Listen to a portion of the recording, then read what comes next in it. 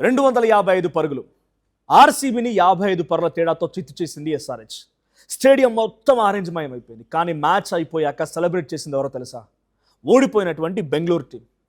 అవును, గెలిచినా సరే సన్ రైజర్స్ హైదరాబాద్ ముఖాల్లో మాత్రం ఇంకా నిరాశ కనిపించింది. ఎందుకంటే ఒక్క మ్యాచ్ గెలిచినా వాళ్ళు అనుకున్నటువంటి టాప్ 2 మాత్రం దక్కలేదు. కానీ ఎస్ఆర్హెచ్ అభిమానులకు మాత్రం ఒక పెద్ద హోప్ ఉంది. ఎందుకంటే గతంలో 2016లో కూడా ఇదే పరిస్థితిని ఎదుర్కొంది ఎస్ఆర్హెచ్. చివరికి కప్పెత్తింది, విజయాన్ని సాధించింది సన్ రైజర్స్ హైదరాబాదే.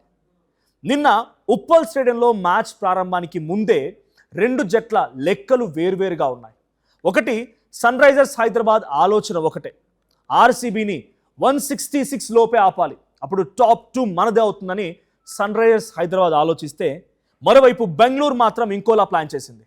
మ్యాచ్ గెలవకపోయినా పర్వాలేదు, 178 స్కోర్ కొడితే కనుక నెంబర్ 1 పొజిషన్ మనదే అంటూ ఆర్సీబీ కూడా ఒక స్కెచ్ వేసుకుంది. టాస్ గెలిచారు కమిన్స్. ఇంకేముంది, ఏమీ ఆలోచించకుండా బ్యాటింగ్ కూడా ఎంచుకున్నాడు. అక్కడి నుండి మొదలైంది అసలైనటువంటి తుఫాన్. అభిషేక్ శర్మ, ట్రావిస్ హెడ్ ఇద్దరు పవర్ ప్లేలోనే ఆర్సీబీ బౌలర్లపై విరుచుకుపడ్డారు. హెడ్ అవుట్ అయినా అభిషేక్ మాత్రం ఇంకా ఆగలేదు. కేవలం 20 బంతుల్లో హాఫ్ సెంచరీ పూర్తి చేశారు అభిషేక్ శర్మ. అతని తర్వాత రంగంలోకి దిగారు ఇషాన్ కిషాన్. ఇక క్లాసెన్తో కలిసి మ్యాచ్ని పూర్తిగా ఎస్ఆర్హెచ్ వైపు తిప్పేసుకున్నారు. హెజిల్వుడ్ ఓవర్లో క్లాసెన్ కొట్టినటువంటి 3 సిక్సర్లు మ్యాచ్ మూమెంట్ని మొత్తం పూర్తిగా మార్చేశాయి.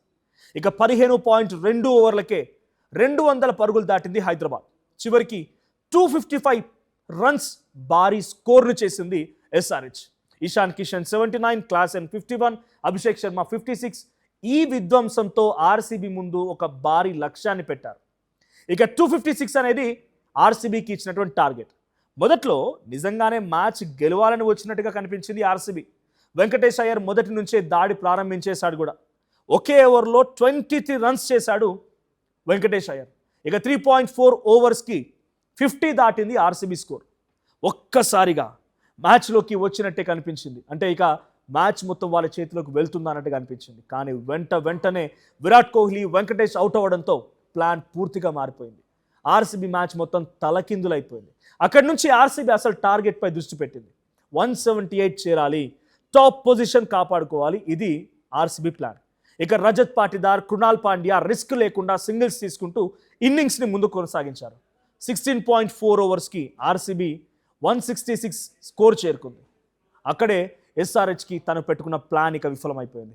ఇంకా 178 దాటగానే డగౌట్లో బెంగళూరు సెలబ్రేషన్స్ మొదలుపెట్టారు. అంటే వాళ్ళ మ్యాచ్లో క్వాలిఫైయర్ 1 మాత్రం వాళ్ళదైంది కాబట్టి సెలబ్రేషన్స్ మొదలుపెట్టింది ఆర్సీబీ. ఇక ఉప్పల్ స్టేడియంలో మ్యాచ్ తర్వాత కనిపించిన సన్నివేశాలు చాలా విచిత్రంగా అనిపించాయి. ఒకవైపు 255 స్కోర్ చేసి 55 రన్స్తో ఆర్సీబీని పూర్తిగా ఓడించి ఎస్ఆర్హెచ్ గెలిచినా కూడా ఓడిపోయినటువంటి జట్టు సెలబ్రేషన్స్ మాత్రం అంబరని అంటాయి. ఎందుకంటే ఐపీఎల్ ప్లే ఆఫ్స్లో టాప్ 2 అంటే చాలా పెద్ద అడ్వాంటేజ్.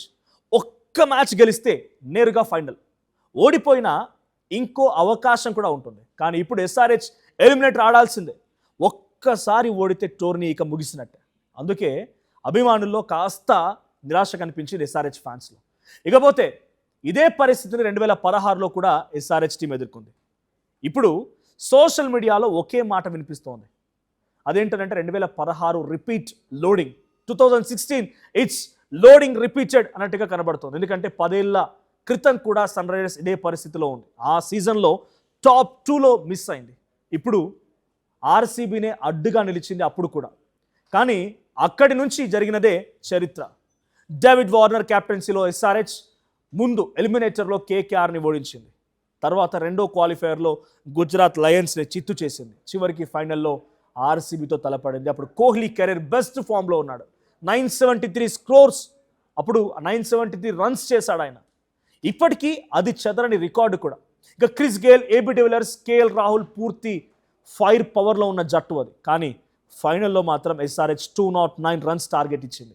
అందరూ అనుకున్నారు ఇది డెఫినెట్గా ఆర్సీబీ ఛేదిస్తుంది, ఈజీగా కొడుతుందని చెప్పి. కానీ భువి, ముస్తాఫిజుర్, బెన్ కటింగ్ మ్యాజిక్ చేసేసారు ఏకంగా. చివరికి కేవలం 8 పరుగుల తేడాతో ఎస్ఆర్హెచ్ టైటిల్ని సొంతం చేసుకుంది. ఇప్పుడు మళ్ళీ అదే పరిస్థితి రాబోతోంది. మళ్ళీ ఆస్ట్రేలియన్ కెప్టెన్, అప్పుడు వార్నర్, ఇప్పుడు కమిన్స్. మళ్ళీ టాప్ 2 మిస్ అయింది, మళ్ళీ ఎలిమినేటర్ అనేటువంటి ఆ రౌండ్ ఆడాల్సిందే. ఇప్పుడు అభిమానులందరి ఆశ ఒకటే, 2016లా మళ్ళీ ఎస్ఆర్హెచ్ కప్పు కొట్టాలి అనేది. అవును, ఈరోజు ఎస్ఆర్హెచ్ అభిమానులు బాధపడవచ్చు. 255 కొట్టి కూడా టాప్ 2 మిస్ అవ్వడం చిన్న విషయమేం కాదు. కానీ చరిత్ర చెప్తోంది సన్ రైజర్స్ ఇలాంటి పరిస్థితుల్లో ఆపలేమని. ఎందుకంటే ఐపీఎల్ హిస్టరీలో ఎలిమినేటర్ ఆడి టైటిల్ గెలిచినటువంటి ఏకైక జట్టు ఇప్పటికీ ఎస్ఆర్హెచ్ మాత్రమే. మరి ఇప్పుడు ప్యాట్ కమిన్స్ నాయకత్వంలో మరోసారి అదే మ్యాజిక్ రిపీట్ అవుతుందా? 2016లా మరోసారి ఆరెంజ్ ఆర్మీ కప్పు ఎత్తుకుంటుందా? అదే ఇప్పుడు కోట్లాది మంది ఎస్ఆర్హెచ్ అభిమానుల్లో ప్రశ్న. మరి నిజంగానే 2016 రిపీట్ అవుతుందా? జస్ట్ వెయిట్ అండ్ సీ ఏం జరుగుద్ది అనేది. మీకున్న ఎక్స్పెక్టేషన్స్ ఏంటి? Please do comment. 255 పరుగులు ఆర్సీబీని 55 పరుగుల తేడాతో చిత్తు చేసింది ఎస్ఆర్హెచ్. స్టేడియం మొత్తం ఆరెంజ్ మయం అయిపోయింది. కానీ మ్యాచ్ అయిపోయాక సెలబ్రేట్ చేసింది ఎవరో తెలుసా? ఓడిపోయినటువంటి బెంగళూరు టీం.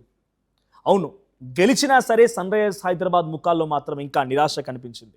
ఎందుకంటే ఒక్క మ్యాచ్ గెలిచినా వాళ్ళు అనుకున్నటువంటి టాప్ 2 మాత్రం దక్కలేదు. కానీ ఎస్ఆర్హెచ్ అభిమానులకు మాత్రం ఒక పెద్ద హోప్ ఉంది. ఎందుకంటే గతంలో 2016లో కూడా ఇదే పరిస్థితిని ఎదుర్కొంది ఎస్ఆర్హెచ్. చివరికి కప్పెత్తింది, విజయాన్ని సాధించింది సన్ రైజర్స్ హైదరాబాదే. నిన్న ఉప్పల్ స్టేడియంలో మ్యాచ్ ప్రారంభానికి ముందే 2 జట్ల లెక్కలు వేర్వేరుగా ఉన్నాయి. ఒకటి, సన్ రైజర్స్ హైదరాబాద్ ఆలోచన ఒకటే, ఆర్సీబీని 166 లోపే ఆపాలి, అప్పుడు టాప్ 2 మనదే అవుతుందని సన్ రైజర్స్ హైదరాబాద్ ఆలోచిస్తే, మరోవైపు బెంగళూరు మాత్రం ఇంకోలా ప్లాన్ చేసింది. మ్యాచ్ గెలవకపోయినా పర్వాలేదు, 178 స్కోర్ కొడితే కనుక నెంబర్ 1 పొజిషన్ మనదే అంటూ ఆర్సీబీ కూడా ఒక స్కెచ్ వేసుకుంది. టాస్ గెలిచారు కమిన్స్. ఇంకేముంది, ఏమీ ఆలోచించకుండా బ్యాటింగ్ కూడా ఎంచుకున్నాడు. అక్కడి నుండి మొదలైంది అసలైనటువంటి తుఫాన్. అభిషేక్ శర్మ, ట్రావిస్ హెడ్ ఇద్దరు పవర్ ప్లేలోనే ఆర్సీబీ బౌలర్లపై విరుచుకుపడ్డారు. హెడ్ అవుట్ అయినా అభిషేక్ మాత్రం ఇంకా ఆగలేదు. కేవలం 20 బంతుల్లో హాఫ్ సెంచరీ పూర్తి చేశారు అభిషేక్ శర్మ. అతని తర్వాత రంగంలోకి దిగారు ఇషాన్ కిషాన్. ఇక క్లాసెన్తో కలిసి మ్యాచ్ని పూర్తిగా ఎస్ఆర్హెచ్ వైపు తిప్పేసుకున్నాడు. హెజిల్వుడ్ ఓవర్లో క్లాసెన్ కొట్టినటువంటి 3 సిక్సర్లు మ్యాచ్ మూమెంట్ని మొత్తం పూర్తిగా మార్చేశాయి. ఇక 15.2 ఓవర్లకే 200 పరుగులు దాటింది హైదరాబాద్.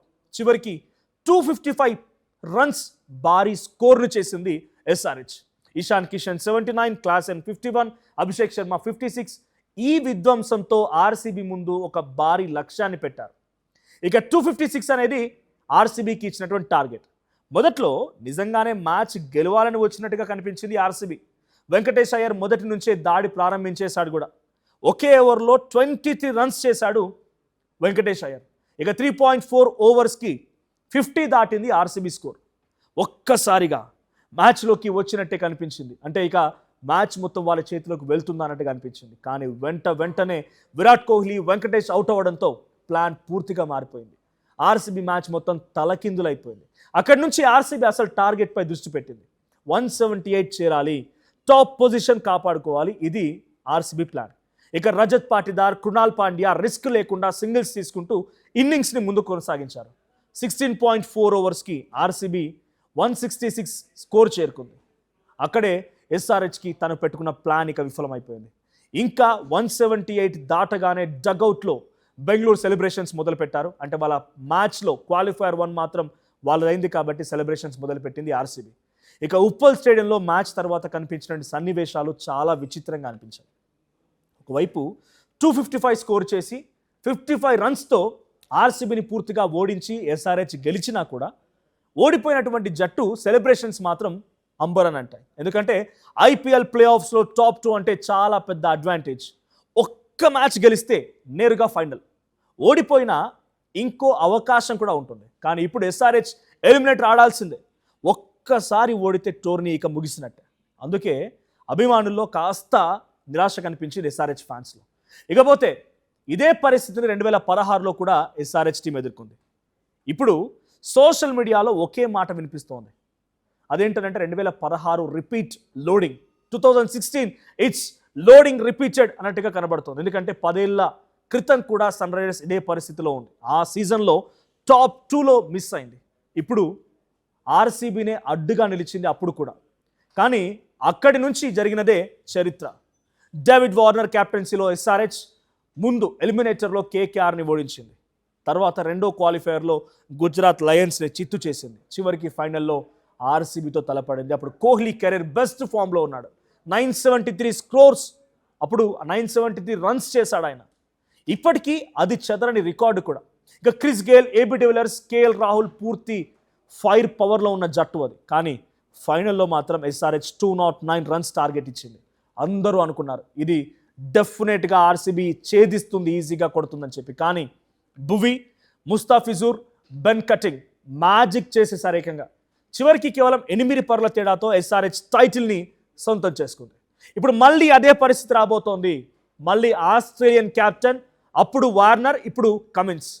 మళ్ళీ టాప్ 2 మిస్ అయింది. మళ్ళీ ఎలిమినేటర్ అనేటువంటి ఆ రౌండ్ ఆడాల్సిందే.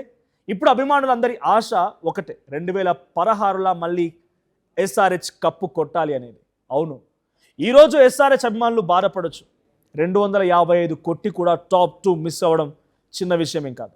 కానీ చరిత్ర చెప్తోంది సన్ రైజర్స్ ఇలాంటి పరిస్థితుల్లో ఆపలేమని. ఎందుకంటే ఐపీఎల్ హిస్టరీలో ఎలిమినేటర్ ఆడి టైటిల్ గెలిచినటువంటి ఏకైక జట్టు ఇప్పటికీ ఎస్ఆర్హెచ్ మాత్రమే. మరి ఇప్పుడు ప్యాట్ కమిన్స్ నాయకత్వంలో మరోసారి అదే మ్యాజిక్ రిపీట్ అవుతుందా? 2016లా మరోసారి ఆరెంజ్ ఆర్మీ కప్పు ఎత్తుకుంటుందా? అదే ఇప్పుడు కోట్లాది మంది ఎస్ఆర్హెచ్ అభిమానుల్లో ప్రశ్న. మరి నిజంగానే 2016 రిపీట్ అవుతుందా? జస్ట్ వెయిట్ అండ్ సీ ఏం జరుగుద్ది అనేది. మీకున్న ఎక్స్పెక్టేషన్స్ ఏంటి? Please do comment.